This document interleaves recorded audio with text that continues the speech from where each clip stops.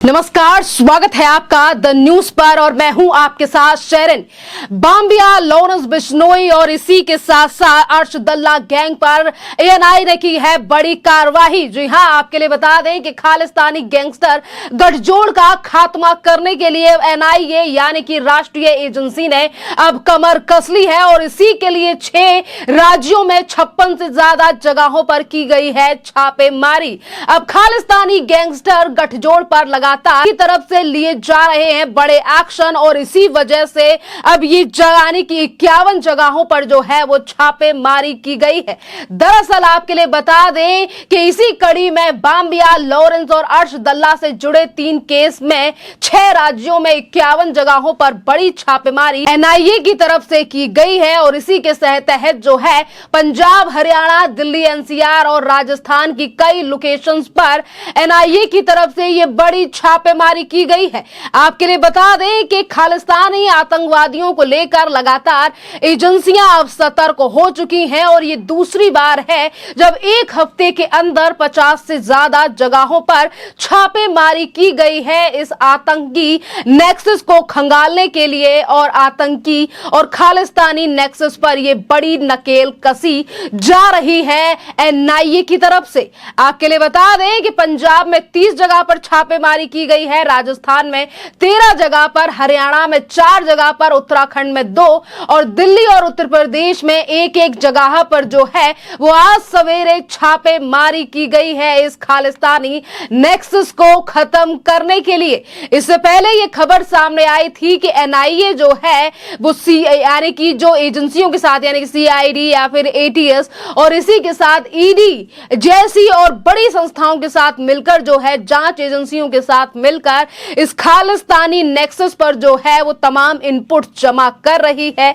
देश की तमाम एजेंसियां जो हैं वो अब खालिस्तानी आतंकवाद को लेकर काफी ज्यादा सतर्क हो चुकी हैं और इसी बीच रिपोर्ट जो सामने आई है इसमें सूत्रों के मुताबिक खालिस्तान से संबंध रखने वाला हवाला ऑपरेटर और गैंगस्टरों के लॉजिस्टिक सुविधाएं उपलब्ध कराने वालों को पकड़ने के लिए जो है ये एनआईए की तरफ से छापेमारी की जा रही है। एनआईए ने बीते ही हफ्ते आतंकी गैंगस्टर नेक्सस को नेस्तनाबूद करने के लिए 43 मोस्ट वांटेड की लिस्ट जारी की थी। जी हां, अब एक कर जो है वो खालिस्तानियों की शामत आने लगी है। जिस तरीके से एनआईए लगातार छापेमारी कर रही है हवाला ऑपरेटर्स जो कि भारत में बैठे हुए हैं या फिर आईएस का जो पैसा है वो इन खालिस्तानी आतंकवादियों तक पहुंचा रहे हैं। इस नेक्सस पर जो है वो लगातार कार्रवाई की जा रही है और छापेमारी भी इसी संदर्भ में जो है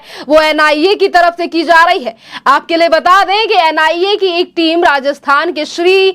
गंगानगर जिले के सूरतगढ़ और राजियासार में छापेमारी कर रही है। सूरतगढ़ में एक छात्र नेता आवास पर छापेमारी चल रही है। पंजाब के मोगा और भटिंडा तो उत्तराखंड के देहरादून और बाजपुर में भी छापेमारी जो है वो अभी एनआईए की तरफ से जारी है। देखना अहम रहेगा कि आज कितने ही खालिस्तानी आतंकी जो हैं वो हाथ लगते हैं और उनकी गिरफ्तारी होती है, क्योंकि इससे पहले जो है वो एनआईए ने कनाडा में छुपकर बैठे हुए गुरु पतवंत सिंह पन्नू की जो प्रॉपर्टीज हैं उसे भी सीज कर दिया गया था पंजाब में और इसी के साथ एनआईए ने 43 वांटेड की लिस्ट जारी होने के बाद ही Britain, America, Canada, Dubai, Pakistan और अन्य देश में रहने वाले 19 भगोड़े खालिस्तानी आतंकवादियों की ये सूची जारी की है और इनकी संपत्ति जब्त होने के लिए भी जो है वो कार्रवाई लगातार एनआईए की तरफ से यानी कि केंद्र सरकार जो हमारी देश की एजेंसियां हैं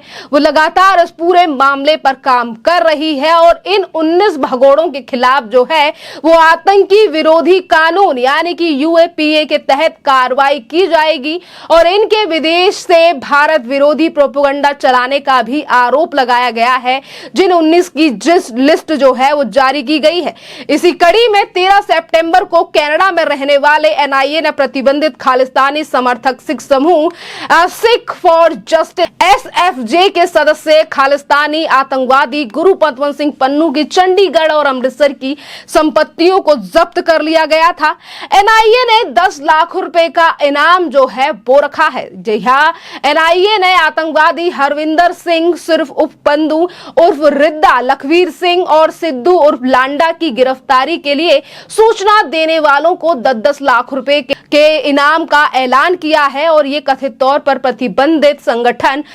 जो है इंटरनेशनल यानी कि BKI से जुड़ा हुआ है, उस पर भारत के खिलाफ आतंकवादी गतिविधियों को बढ़ावा देने के आरोप है। यानी कि अब जितने भी आतंकी जो विदेशों की सरजमी पर छुपकर बैठे हैं या फिर जो भारत के खिलाफ इस तरीके की सोच रखते हैं या फिर भारत में प्रोपोगंडा चलाने की कोशिश कर रहे हैं, अब एक एक कर कर हर खालिस्तानी आतंकवादी पर एक्शन कसा जा रहा है भारत की एजेंसियों की तरफ से। आपके लिए बता दें कि आज अगर NIA ने 50 से ज्यादा जगहों पर छापेमारी की है, तो इसी के साथ देश की राजधानी दिल्ली में 5 से 6 तारीख को जो है वो NIA जो है वो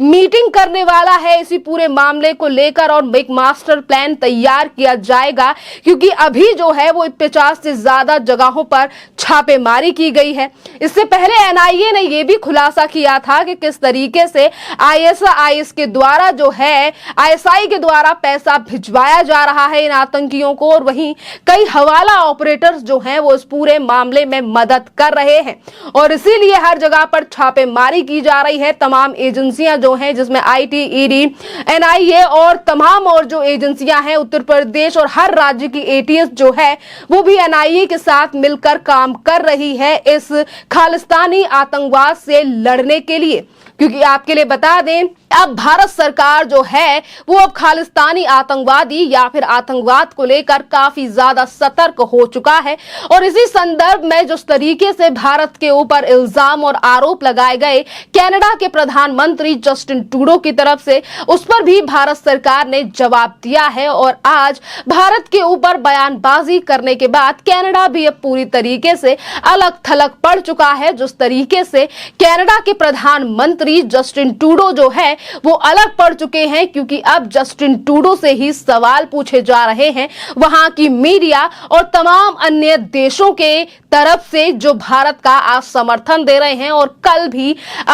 श्रीलंका के विदेश मंत्री ने भारत का समर्थन करते हुए कनाडा के प्रधानमंत्री जस्टिन ट्रूडो को झूठा करार दिया था और कहा था कि सिर्फ और सिर्फ वोट बैंक की राजनीति या फिर आतंकवाद को पनपाया जा रहा है, खालिस्तानियों को जगह दी जा रही है कनाडा में, जो कि सही नहीं है। राजनीति के चलते इस तरीके की चीजें नहीं करनी चाहिए। आज विशेषज्ञों के द्वारा या फिर हम कहें जनता की राय जो है वो भी सोशल मीडिया पर देखी जा रही है। कनाडा में जिस तरीके से लगातार खालिस्तानियों का दबदबा बढ़ता जा रहा है, कभी वो भारत के दूतावास पर हमला करते हैं तो कभी वो रोडों पर निकल जाते हैं। भारत के प्रधानमंत्री नरेंद्र मोदी के खिलाफ भी कई तरीके की बयानबाजी करते हैं, पर अब कनाडा भी उन लोगों के ऊपर एक्शन लेता हुआ दिखाई दे रहा है। खैर, इस पूरे मामले पर आपकी जो भी राय हो आप हमें कमेंट कर जरूर बताइए। धन्यवाद।